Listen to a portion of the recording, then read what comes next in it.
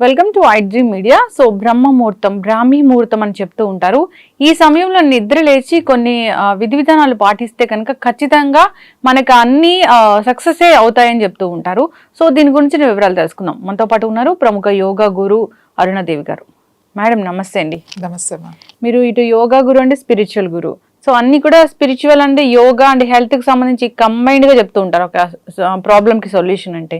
అయితే మ్యామ్ బ్రహ్మముహూర్తం గురించి చాలా గొప్పగా చెప్తారు. ఆ టైంలో నిద్ర లేవాలి, నిద్ర లేసి కొన్ని విధి విధానాలు పాటిస్తే కనుక మనకి సక్సెస్ అనేది ఖచ్చితంగా ఉంటుంది అంటారు. ఏంటి మ్యామ్ ఆ టైం ఏంటి, దానికి ఉన్న విశిష్టత ఏంటి, ఏం చేయాలి అసలు మార్నింగ్ లేయగానే? నువ్వు అన్నట్టుగా స్పిరిచువల్ గురు, యోగా గురు అంటే హెల్త్ గురించి కూడా చెప్తారు అని. హెల్త్ ఉంటేనే, ఆరోగ్యం ఉంటేనే భక్తి ఉంటుంది. అంటే హెల్త్ లేకపోతే మీకు స్పిరిచువాలిటీ అనేది ఎలా తెలుస్తుంది? Health important. హెల్త్ బాగా ఉండి, అంటే మీరు శారీరకంగా మానసికంగా ఆరోగ్యంగా ఉన్నప్పుడు మనకి అప్పుడు ఆధ్యాత్మికత అంటే ఏమిటి, భక్తి అంటే ఏంటి, భగవంతుడు అంటే ఏమిటి అనేది అర్థమవుతుంది. మీరు అడిగారు బ్రహ్మముహూర్తం అని చెప్పేసి. బ్రహ్మముహూర్తం అంటే మనకి 24 నిమిషాలని ఒక గడియ అంటాం. 24 నిమిషాలు ఒక గడియ. సో 48 నిమిషాలు అంతాన్ని ఒక ముహూర్తం అంటాం. అంటే 2 గడియలు కలిస్తే ఒక ముహూర్తం. ఒక ముహూర్తం అంటే లెక్క ఏంటి అంటే 48 నిమిషాలు అని అర్థం. అలా మనకి 30 ముహూర్తాలని ఒక రోజు అంటామంట. అంటే ఒక రోజులో మనకి 24 గంటల్లో 30 ముహూర్తాలు ఉంటాయి మనకి. ఈ 30 ముహూర్తాల్లో మనకి సూర్యోదయానికి ముందుగా వచ్చే ముహూర్తం అంటే ఒక 48 నిమిషాలు ముందే, ఇంకా 60 నిమిషాలు కూడా పెట్టుకోవచ్చు, ముందు వచ్చే ముహూర్తం బ్రహ్మ ముహూర్తము అని అంటాం. అంటే జనరల్గా చెప్పాలి అంటే బ్రహ్మ ముహూర్తము అనేది మనకి ఖచ్చితంగా 3 దాటిన తర్వాత నుంచి 5:30, 6 గంటల వరకు ఉన్న దాన్ని బ్రహ్మ ముహూర్తం. 3 to 6 early morning. అవును, 6 వరకు. అంటే 2 గంటలు ఇస్ ద బెస్ట్, అంటే బెస్ట్ ప్రొద్దున్నే. ఎందుకు అంటారు ఇది అంటే, ఈ గడియలు ముహూర్తాలు ఇవన్నీ వదిలేస్తే అది బ్రెయిన్ టైం. మీకు ఇలా హెల్త్ వైపు చెప్పాలంటే మన శరీరంలో ఉన్న అన్ని అవయవాలకి ఒక్కొక్క అవయవానికి 2 గంటల టైం ఉంటుంది. అలాగే బ్రెయిన్కి వచ్చేసరికి ప్రొద్దున్నే టైం అన్నమాట. ఎప్పటి నుంచి 3 నుంచి 5, 5:30 వరకు ఉంటుంది. అది బ్రెయిన్ టైం. అంటే బ్రెయిన్ చాలా షార్ప్గా ఉంటుంది అని ఒకటి అర్థం. దాని తర్వాత పొట్టకి ఉంటుంది మళ్ళీ 9 వరకు ఏంటి, డైజెస్టివ్ సిస్టమ్ టైం. మనం తిన్న ఆహారాన్ని చక్కగా ఏం తిన్నా కూడా అది చక్కగా అరిగించేసి, అంటే ఆ టైంలో ఆ డైజెస్టివ్ జ్యూసెస్ కరెక్ట్గా ప్రొడ్యూస్ అవుతాయి. సో ఈ బ్రహ్మముహూర్తం మనకి ఎందుకు ఇంపార్టెంట్ అని అంటే, ముఖ్యంగా ధ్యానం చేసుకునే వాళ్ళు, ప్రాణాయామం చేసుకునే వాళ్ళకి, యోగా చేసుకునే వాళ్ళకి, ఏదైనా ఒక మంచి పని మొదలు పెట్టాలి అని అన్న వాళ్ళకి చాలా చాలా చాలా ఇది ఇంపార్టెంట్. చూడండి, ఇది వరకు మనకి గృహప్రవేశం అంటే మనకి తెల్లారుజామున ఉండే, పగలు వచ్చేది చాలా తక్కువ. అవును. ఇంకా మీరు ముందుకు వెళ్ళిపోతే పెళ్ళిళ్ళు కూడా తెల్లారుజామునే ఎక్కువ వచ్చాయి. తర్వాత 3 గంటలకి 4 గంటలకి పెళ్ళిళ్ళు, పొద్దున్న లేచి ఎవరుంటారు అని మన కంఫర్ట్గా అలా మార్చుకుంటూ వచ్చేసాం. ఇప్పటికీ కూడా మీరు మన దగ్గర కొన్ని జిల్లాల్లో వెళ్తే చాలా పర్టికులర్. వాళ్ళు 3 గంటలకు వస్తే 3 గంటలకే పెళ్లి చేస్తారు. గృహప్రవేశం అయినా 4 అంటే 4ంటికే చేస్తారు ముహూర్తం. అంటే పెట్టుడు ముహూర్తాలు అంటారు అన్నమాట ఇవన్నీ. ఎందుకు ఆ గడియల్లో చేయాలి అని అంటే, మనం ఏది చేసినా, ఇప్పుడు చదువుకునే పిల్లలు కూడా పొద్దున్నే ఆ టైంలో కనుక లేచి చక్కగా స్నానం చేసేసి చన్నీళ్ళతో బుక్స్ పట్టుకొని కూర్చుంటే, మీరు రోజంతా చదవాల్సిన సబ్జెక్ట్ అక్కడ 2 గంటల్లో చదివేయచ్చు. మొత్తం మీకు మీ మెదడులో అంత ఫీడ్ అయిపోతుంది అన్నమాట. ఫీడ్ అయిపోయి స్టోర్ చేసి పెట్టేస్తారు చాలా క్లియర్గా. మీకు ఏదన్నా అర్థం కానిది ఉందనుకోండి, అప్పుడు ఆ టైంలో కూర్చున్నా కూడా మీకు చాలా క్లియర్గా అర్థమవుతుంది. యోగా ధ్యానం చేసుకునేవాళ్ళు ఆ చక్కగా ఆ టైంలో కూర్చుని, చాలా సింపుల్, మీరు ఏమి చేయాల్సిన అవసరం లేదు, కూర్చోవడం, అలా అక్కడ ఫోకస్ చేసి ఆజ్ఞాచక్ర అలా ఫోకస్ చేసి ఆ టైంలో లేచి పొద్దున్నే స్నానం చేసి అలా కూర్చున్నారనుకోండి, మీకు తెలియకుండా ధ్యానం జరుగుతుంది. మీరేం పెద్ద ప్రయత్నాలు చేయాల్సిన అవసరం లేదు. అలాగే చాలామంది ఏం చేస్తారు, పొద్దున్నేనే లేస్తారు.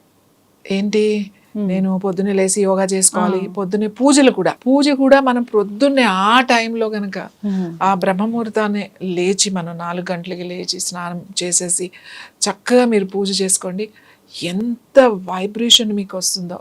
అంటే ఆ మంత్ర చదువుతూ మీరు ఏం చదువుకుంటున్నారు అనేది అది ఏదైనా సరే, ఓంకారం చేసుకోవచ్చు, లలిత సహస్రనామం చేసుకోవచ్చు, లేకపోతే మీకు నచ్చిన మంత్రాలు ఏదైతే అప్పుడు గనక జపం చేసినట్టయితే, చాంట్ చేసినట్టయితే 100% బాడీ పూర్తిగా ఆ వైబ్రేషన్, ఆ వేవ్స్ని బాడీ అబ్జార్బ్ చేస్తుంది అనమాట. తీసుకునేది మామూలుగా కన్నా తీసుకునే శక్తి అప్పుడు ఎక్కువ ఉంటుంది. మీరు ఇప్పుడు ఏం చేస్తారు, చాలామంది ఏం చేస్తారంటే పొద్దున్నే లేచి ఇల్లు ఊడ్చుకోవడం, ఇల్లు తుడుచుకోవడం, లేకపోతే అంటే క్లీనింగ్లోకి వెళ్ళిపోతారు అనమాట. ఆ క్లీన్ చేసుకుని 1 గంట 2 గంటలు ఈ ముహూర్తం అయిపోతుంది, బ్రహ్మ ముహూర్తం.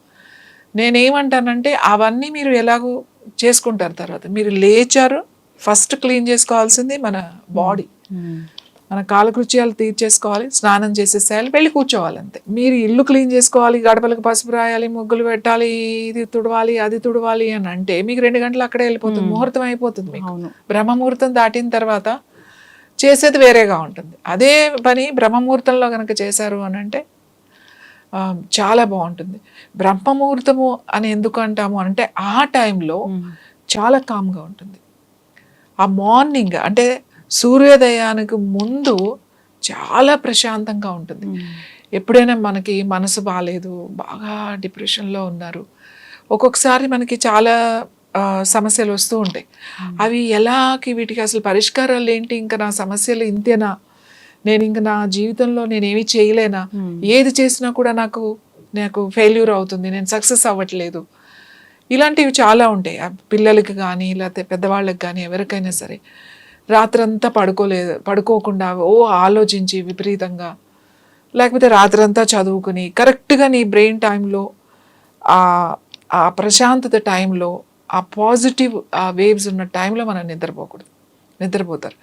ఇలాంటి వాళ్ళు కనుక ఆ టైంలో కూర్చోండి, ఏం లేదు, చక్కగా చన్నీళ్ళతో స్నానం చేయండి.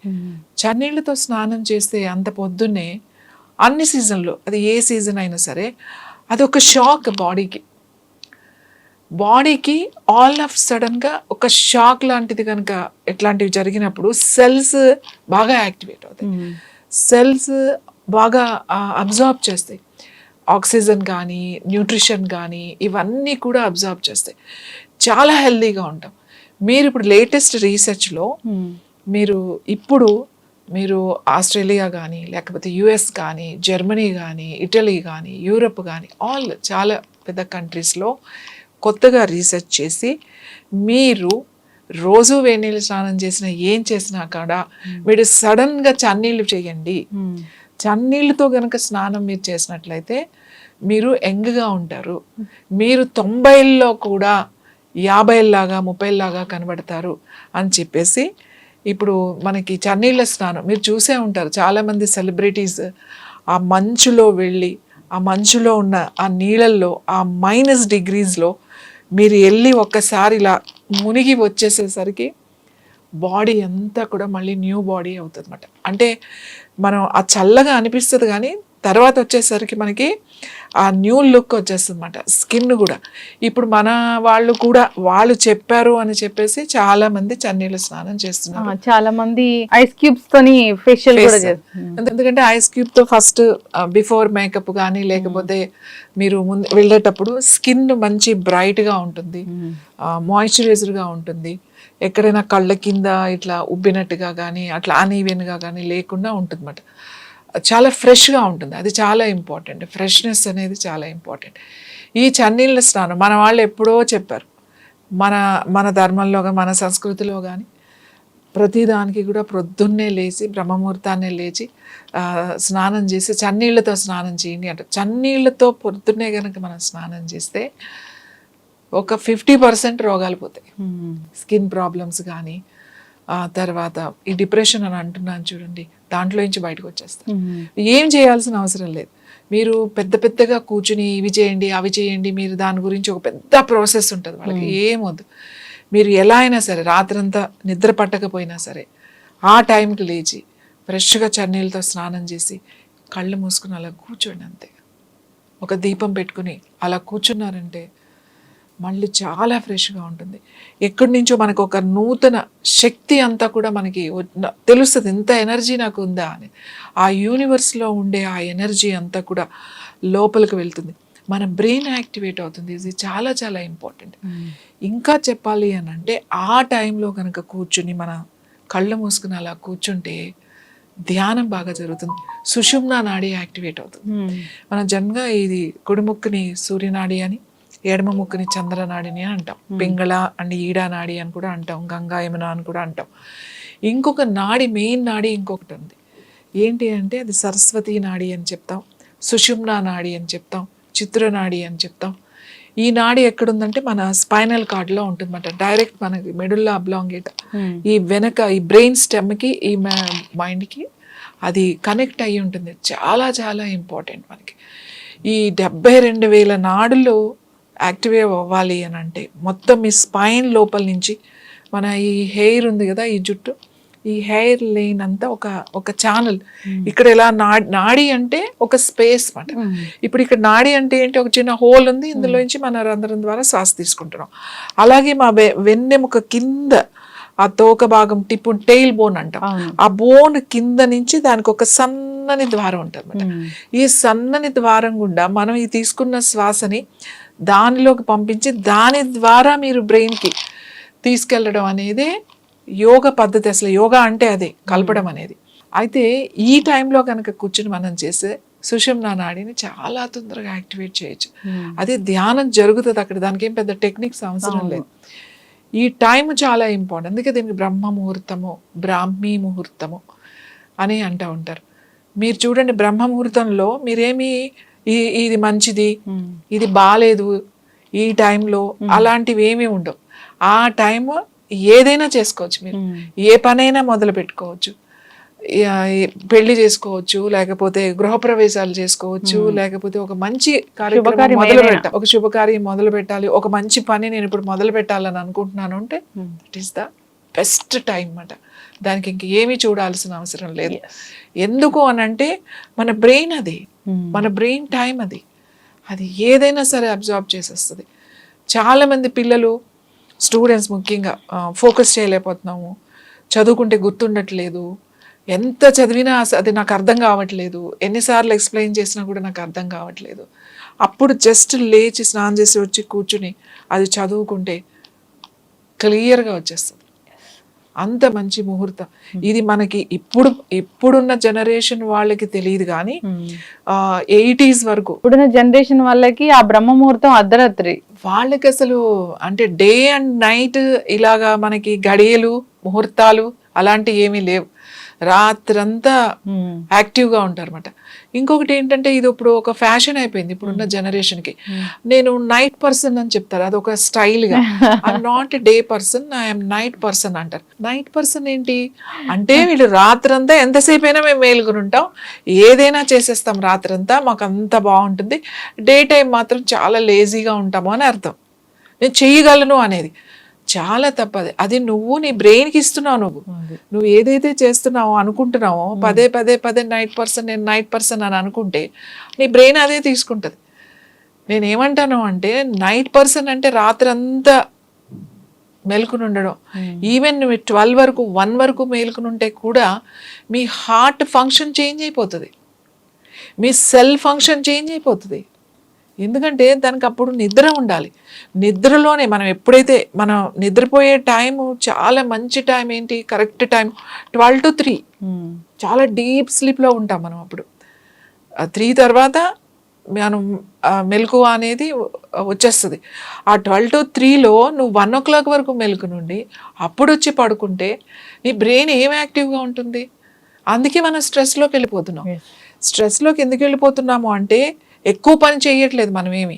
ఇంతకు ముందు వాళ్ళు కూడా అంటే మన పెద్దవాళ్ళు, మన వాళ్ళు పాత వాళ్ళు కూడా అందరూ ఇంతకన్నా ఎక్కువ టెన్షన్, ఇంతకన్నా ఎక్కువ స్ట్రెస్లో కూడా వాళ్ళు కరెక్ట్గా బిహేవ్ చేశారు, కరెక్ట్గా ఆలోచించారు, డెసిషన్స్ తీసుకున్నారు, కరెక్ట్గా పనిచేశారు. కానీ ఇప్పుడు ఎందుకు చేయలేకపోతున్నారు అని అంటే ఈ టైమింగ్స్, అంటే జీవన విధానం మారిపోయింది. ఈ జీవన విధానం మనం ప్రకృతితోనే ఉండాలి. చీకటి పడితే నీ మెలటోనిన్ రిలీజ్ అవుతుంది, రిలీజ్ అయితే మంచి నిద్ర వస్తుంది. ఇప్పుడు పగలు పని చేస్తాం, యాక్టివ్గా ఉంటాం. కాబట్టి మనం ఇవాళ ఉన్న సమస్యలు, అనారోగ్య సమస్యలు కూడా సగం కారణం మనం రాత్రి మెలకుగా ఉండి లేటుగా లేవడం అనేది సగం కారణం. ఇది కొంచెం కరెక్ట్ చేసుకున్నారు అని అంటే మీకు 50%, ఇది కనుక మీరు కరెక్ట్ చేసుకున్నారు అని అంటే మీకు అసలు ఒక 50-60% హెల్త్ ఇష్యూస్ ఉండవు, డిప్రెషన్ ఉండదు, స్ట్రెస్ ఉండదు, మీకు టెన్షన్ ఉండదు, ఏమీ ఉండవు. ఇప్పుడున్న యూత్కి చెప్తున్నా నేను, ఇప్పుడున్న యూత్కి బ్రహ్మ ముహూర్తం పట్టుకోండి దాన్ని. ఆ ముహూర్తం 2 గంటలే ఉంటుంది. ఆ 2 గంటల సమయాన్ని మీరు పట్టుకుని మీరు గనక దాన్ని గనక ఉపయోగించుకోగలిగితే అద్భుతాలు సృష్టించవచ్చు. ఖచ్చితంగా బ్రహ్మ ముహూర్తం చాలా గొప్పది. సో మీరు చెప్పిన విధంగా ఆ టైంలో నిద్ర లేచి మనము పూజ చేసుకోవడం కానీ, సో చదువుకునే స్టూడెంట్స్ అయితే చదువు మీద ధ్యాస పెట్టడం కానీ ఇలా చేయడం వల్ల సో ఖచ్చితంగా లాభాలే చేకూరుతాయి, శుభాలు జరుగుతాయి, అంతా బాగుంటుంది. అందుకే మన పెద్దలు చెప్పారు, దాన్ని మళ్ళీ మనం పాటించాలని కోరుకున్నాం. చక్కటి ఇన్ఫర్మేషన్ అండి, ధన్యవాదాలు.